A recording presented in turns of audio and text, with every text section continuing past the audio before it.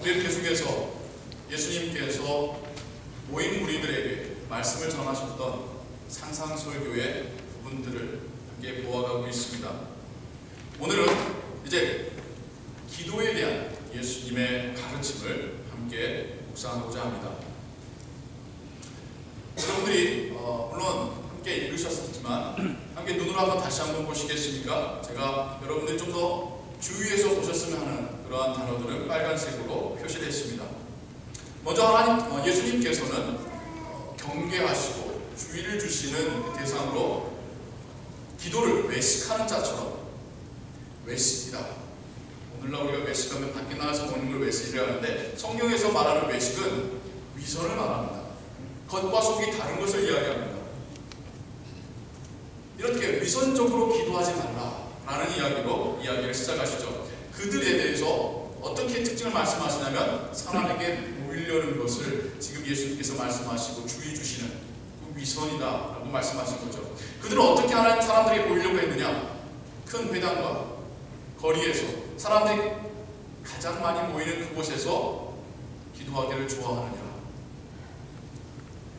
큰 목소리와 거룩한 자세와 어떤 절절한 어떤 그 음성을 가지고, 야, 정말 저 사람 하나님 정말 사랑하는구나, 야, 저 사람 저 마음이 정말 뜨거운가 보구나, 사람들의 그 칭찬을 한쪽으로 들으면서 기도하는 그런 위선적인 기도를 주님께서 주의 주고 계시죠.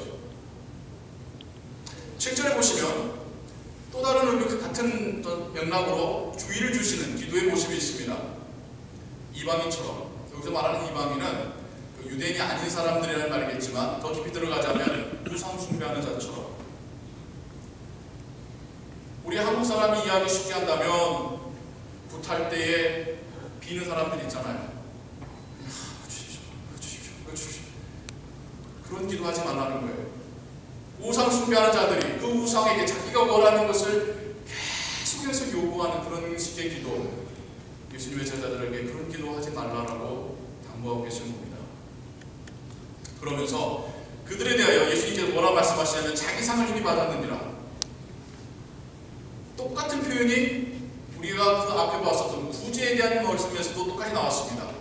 사람들에게 보이려고 나팔을 불면서 사람들 모아주는 그 사람들, 이미 자기 상을 자기가 받았느니라. 오늘 우리가 본 기도에서도 예수님께서 그렇게 드러내면서 사람들의 칭찬과 어떤 그 영광을 받으려는 그 사람들, 이미 자기 상을 받았느니라. 그 다음에 금식에 대한 이야기 한번 봤었는데, 거기서도 마찬가지예요. 드러내면서 금식하는 사람, 이미 자기 상을 다 받았느니라.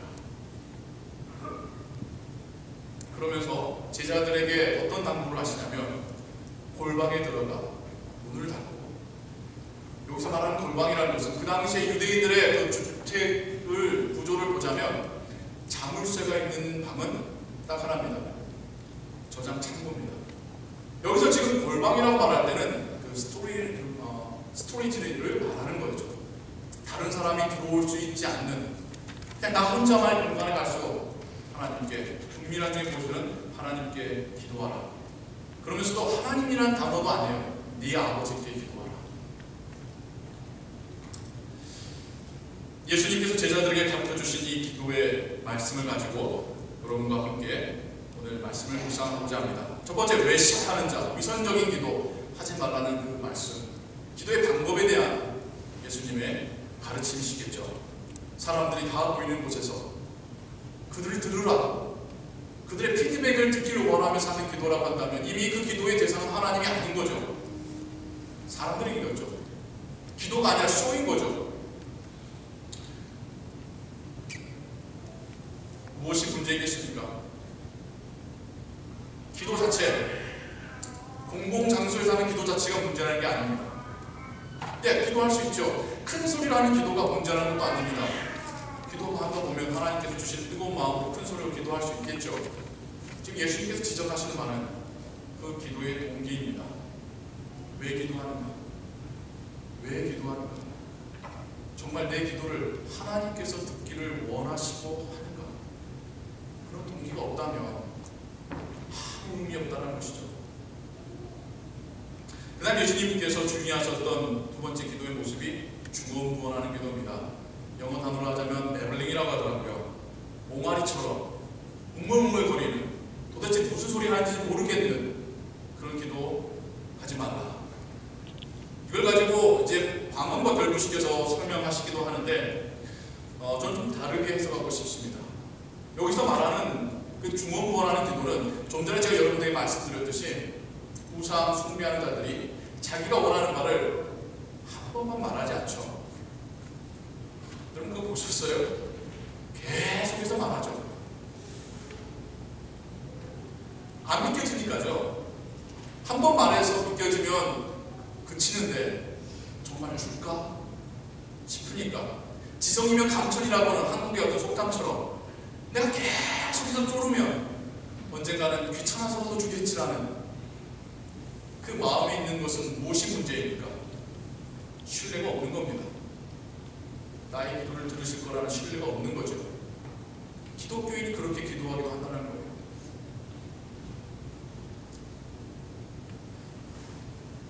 예, 그런 설교 들은 기억이 납니다. 하나님을 귀찮게 하라. 하나님을 귀찮게 하면 주실 것이다. 뭔가 하나님과의 관계에 대해서 심각한 오해를 하고 있는 그런 말씀입니다. 예수님께서 지금 하나님을 우리에게 소개하시기를 아버지라고 소개하고 계셔요.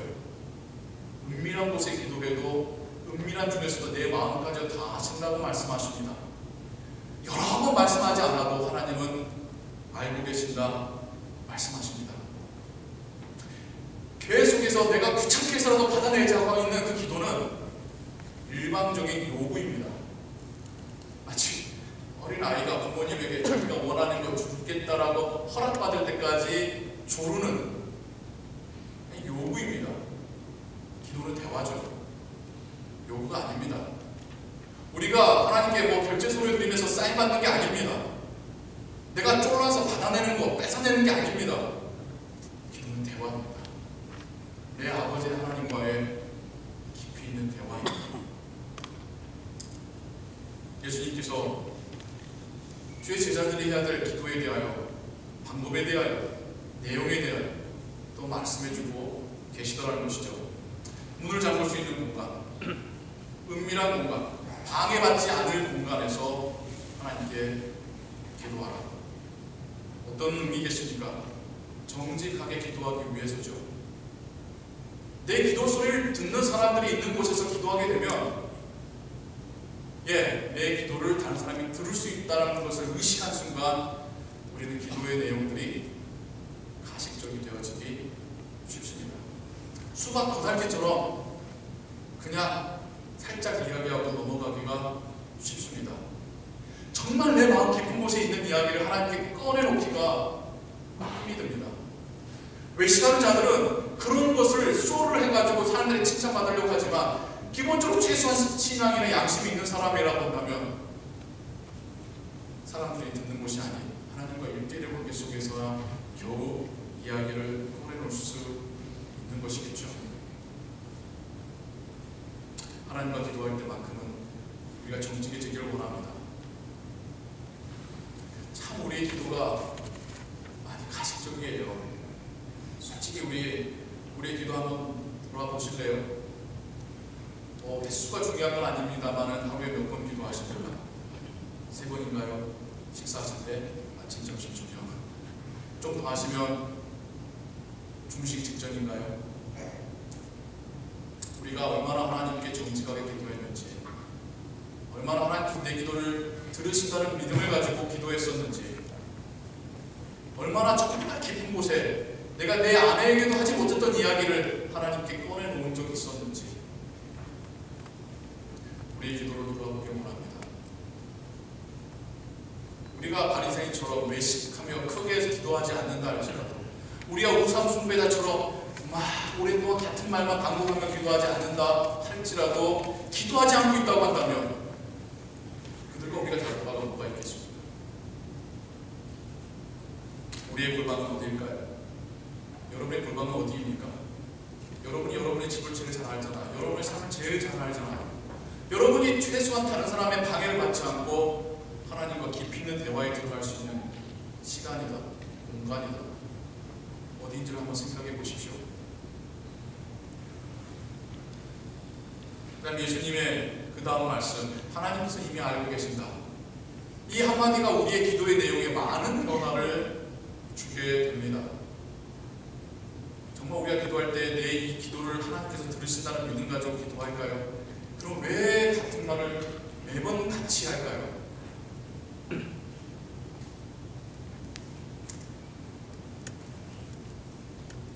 구제에 있어서 우리가 오른손이 한 일을 왼손이 모르게 할 수 있는 것, 하나님께로부터 받은 정말 낯쓰기도 아까운 이것을 사람들과 함께 쓸 수 있는 것, 거기에는 어떤 생각의 변화가 있어야 된다고 말씀드렸죠? 이 세상의 주인은 하나님이시고 내가 가진 모든 소유의 주인은 하나님이시다라고 하는 이 믿음이 있을 때에, 이 생각의 전환이 있을 때에 우리가 지금 내가 갖고 있는 것을 나눠 쓸 수 있습니다. 기도도 마찬가지입니다. 하나님께서 살아계시고 하나님께서 내 마음속 깊이까지 알고 계신다고 하는 그 믿음이 있을 때에 우리의 기도의 내용도 바뀌어지게 됩니다. 그럼 이런 질문을 하실 수가 있어요. 한번 말하면 하나님 다 아신다고 하는데 뭐 말 안 해도 그만 아실 건데 굳이 기도해야 할까요? 내 마음 아시잖아요. 이 한마디면 기도 충분한 거 아닐까요? 다시 말씀드리고 싶습니다. 기도는 결제를 요청하는 소유가 아닙니다. 이미 결제 났기 때문에 안 해도 된다는 그런 식이 아니라는 거예요. 대화입니다. 사랑하는 사람끼리, 신뢰하는 사람끼리, 함께 협력하는 사람끼리 서로 대화를 나누면 나눌수록 그 마음이 가까워지고 그 생각이 같아지고 함께 힘을 합력할 수 있는 것처럼 하나님 우리와 대화하기를 원하십니다. 하나님이 우리의 연약함도 너무 잘 아시고 우리의 부족함도 너무 잘 아시고 내가 원하는 바도 너무 잘 아시지만 우리가 하나님께 말씀드릴 때에 그 기도 통하여 하나님 또 우리에게 말씀하시는 기회 삼으시기 때문입니다. 기도는 하나님과의 대화입니다. 기도는 하나님의 뜻을 깨닫는 시간입니다. 우리가 하나님 말씀을 읽고 공부해야죠. 근데 그 말씀이 나에게 적용되는 순간은 언제인 줄 아십니까? 기도할 때입니다. 기도할 때에 그 말씀의 은혜가 드디어 나에게 적용이 됩니다. 우리가 인생 가운데 고민하거나 상처받거나 힘들 때 어떻게 할 바를 몰라 혼동스러울 때 있지요. 언제 하나님께서 나에게 깨닫게 하실 줄 아세요? 기도할 때입니다. 우리의 마음에 놀라운 변화들이 대체로 언제 일어난 줄 아십니까? 기도할 때입니다. 기도는 하나님과 굉장한 인터랙션이 일어나고 있는 상황이기 때문이죠. 기도 가운데 정직해진다면, 그래서 하나님께서 지금 나에게 깨닫게 하신 바를 정직하게 인정만 한다면 기도를 통하여 놀라운 변화들이 우리에게 일어날 것입니다. 우리의 문제는 그런 기도를 하지 않고 있다는 게 문제죠. 그러한 골반을 찾지 않고 있다는 게 문제죠. 정직하게 신뢰를 가지고 기도하지 않고 있다는 것이 문제죠. 하나님은 기도를 통하여 우리의 신앙을 성장시켜가기를 원하십니다. 그래서 여러분, 자녀들이 부모님에게 쫑알쫑알 이야기하면 얼마나 귀엽습니까? 학교에서 있었던 일, 어디에서 있었던 일, TV에서 봤던 거 이야기하면 뻔히 다 알잖아요. 지금 무슨 생각을 하는지, 뭘 배워왔는지. 하지만 그럼에도 불구하고 부모님은 즐겁지 않습니다. 그 아이가 너무 사랑스럽지 않습니까? 안아주고 싶고, 격려해주고 싶고, 칭찬해주고 싶고. 하나님과 우리의 기도라는 대화도 마찬가지입니다.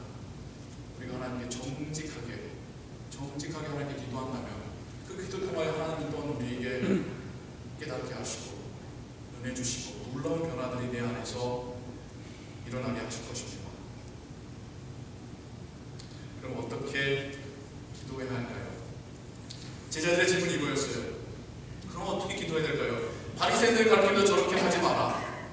다른 신을 섬기는 사람을 보면서도 저렇게 하지 마라. 또 세례 요한은 또 자기 제자들에게 또 기도를 알려줬거든요. 그러니까 그럼 우리는 어떻게 해야 되겠습니까? 제자들의 질문에 예수님의 대답이 주님께서 가르쳐 주신 기도문이었습니다. 우리 함께 같이 정말 이 기도를 우리가 고백하는 순서로 같이 한번 읽어볼까요? 그러므로 너희는 이렇게 기도하라. 하늘에 계신 우리 아버지여, 이름이 거룩히 여김을 받으시오며 나라에 임하옵시며 뜻이 하늘에서 이룬 것 같이 땅에서도 이루어지이다. 오늘날 우리에게 일용할 양식을 주옵시고 우리가 우리에게 죄진 자를 사하여 줄 것 같이 우리 죄를 사하여 주옵시고 우리를 시험에 들게 하지 마옵시고 다만 악에서 구하옵소서. 아멘. 마태복음에 있는 내용만을 보았습니다. 여러분 읽으시면서 빨간 글씨 색깔의 단어, 파란 색깔의 단어 구분되어 보이시죠? 또 윗과 아래를 제가 스페이스로 나눈 것을 여러분 보고 계실 겁니다.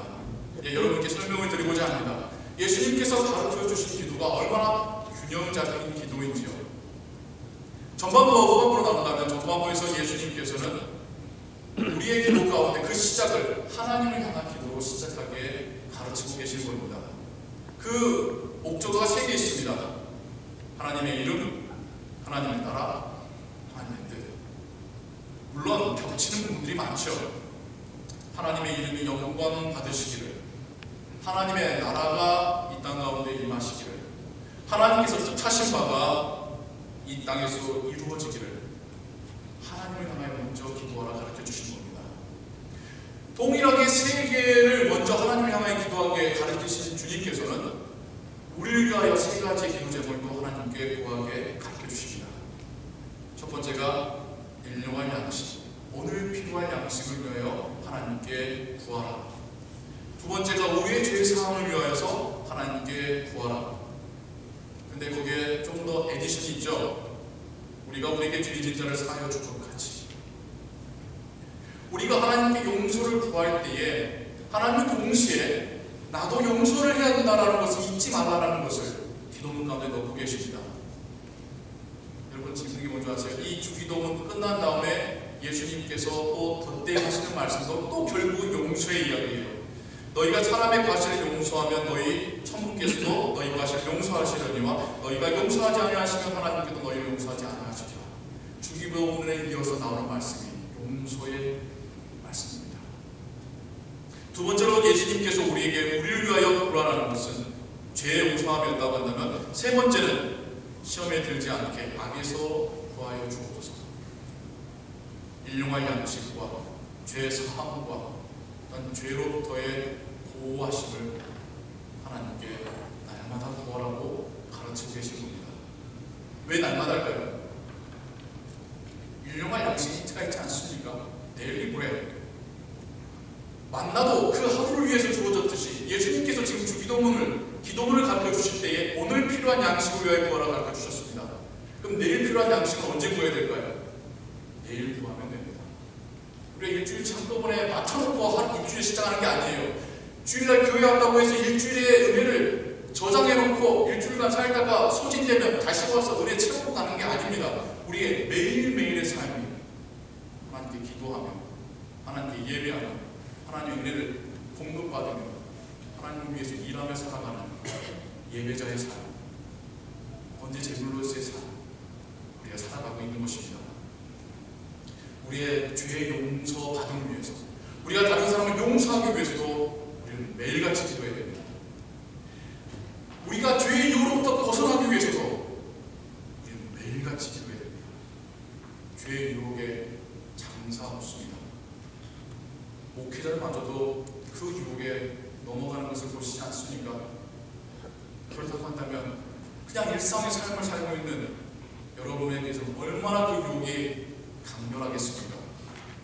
그 유혹이 넘어가는 것을 모른 채로 살아가고 계시기도 할 것입니다. 우리가 죄의 유혹을 깨닫고 이 유혹으로부터 벗어나기 위해서도 매일같이 하나님께 기도해야 합니다.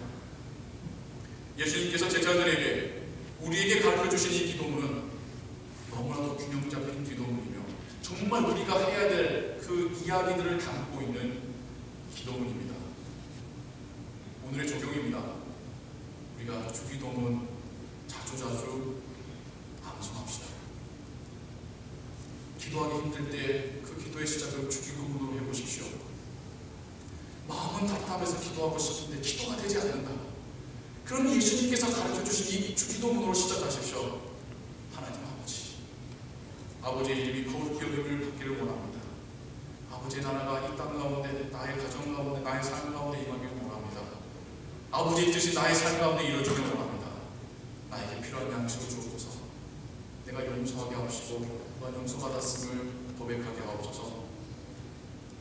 또한 나라에는 시험에 들지 않게 지켜주옵소서. 주기도문으로 먼저 기도하시기 바랍니다. 그럼 하나님께서 또한 우리의 마음을 여시고 우리가 하나님과 대화할 수 있는 깊이 있는 그 기도로 들어가게 하실 줄 믿습니다. 더불어서 우리가 기도할 때에 대충 하기가 쉬워요. 그냥 예를 들자면 누군가에게 기도 요청을 받았습니다. 하나님 아시죠? 그 사람 도와주세요가 아니라 정말 그 사람을 위해서 기도할 때 하나님께서 나에게 그 사람에게 내가 뭘 하기를 원하시는지까지 말씀하시는 것을 들으시기 바랍니다. 나의 죄를 하나님께 고백할 때 하나님 제가 알게 모르게 죄지었습니다가 아니라 하나님께서 내 마음 가운데 떠올리시는 그 모든 죄들을 고백해 보시기 바랍니다. 내가 뭔가 원하는 게 있지요. 그러면 정직하게 그것을 놓고 하나님께 기도하시면 내가 이것을 왜 원하는지까지도 말하게 됩니다. 나의 동기가 뭔지를 하나님께서 깨닫게 하시면 나의 기도의 내용이 바뀌어지게 됩니다. 내가 이걸 왜 원하는지를 감춘 채 기도하니까 같은 말만 계속하는 겁니다. 그러나 하나님 앞에 정직함으로 내가 이것을 왜 원합니다라는 것을 말하다 보면 내가 너무 나의 세상적인 욕심이었구나, 나의 고집이 있구나, 나의 이기심이 있구나 하나님 깨닫게 하시면서 나의 기도의 내용이 바뀌어지게 됩니다. 사랑하는 성도 여러분, 우리 기도합시다. 우리에게 필요한 건 기도입니다. 우리가 참 기도 안 하면 살고 있습니다. 기도하면 하나님께서 깨닫게 하십니다.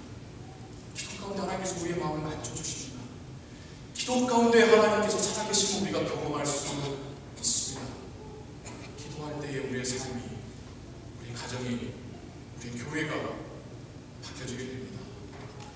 우리의 기도 가운데 더 강력하게 역사하실 하나님의 은혜를 구하며 기도 가운데 놀라운 은혜들을 경험하시기를 주님의 이름으로 축원합니다. 기도하겠습니다. 하나님 아버지, 주님께서 제자들에게 기도를 가르쳐 주시고 있습니다. 산상설교의 말씀대로 살기 위해서 진정으로 기도가 필요합니다. 기도를 통하여 하나님 말씀도 깨닫는 것이고, 기도를 통하여 나의 삶 가운데 순종하기를 결단하는 것이며, 기도를 통하여 다치고 아프고 부족한 나의 마음이 채워지고 나음을 입습니다. 하나님, 우리가 이걸 기도하지 못하게 하는 사단의 유혹과 방해를 거두어 주옵소서. 성령 하나님, 우리가 하나님께 기도할 때에 나보다도 더 간절하게 하나님께 기도하신다는 성령 하나님, 우리의 기도의 문을 열어주옵소서. 하나님, 오늘 우리가 보았듯이 주님의 기도처럼 하나님을 위해 먼저 기도하게 하시고 매일같이 우리의 삶을 위하여, 우리의 신앙을 위하여 기도하게 하여 주옵소서. 하나님, 기도를 통하여 살아계신 하나님을 경험하게 하시고 그 은혜로 살아가는 하루하루 되게 하여 주옵소서. 예수 그리스도의 이름으로 기도하옵나이다.